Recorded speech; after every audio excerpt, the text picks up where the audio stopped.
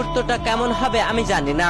যখন টের পাবো আর পারফর্ম করতে পারছি না, বুঝতে পারবো যে নিজেকে উপভোগ করছি না, সতীর্থদের কোনো সাহায্য করতে পারছি না, তখন ওই সিদ্ধান্ত নেব বিদায়ের। তিনি এ সময় আরো বলেন, আমি ভীষণ আত্মসমালোচক। আমি জানি কখন আমি ভালো অবস্থায় থাকি, কখন খারাপ, কখন ভালো খেলি, কখন বাজে খেলি, এবং যখন অনুভব করব পদক্ষেপটা নেওয়ার সময় এসেছে, বয়সের কথা না ভেবেই সেটা নেব।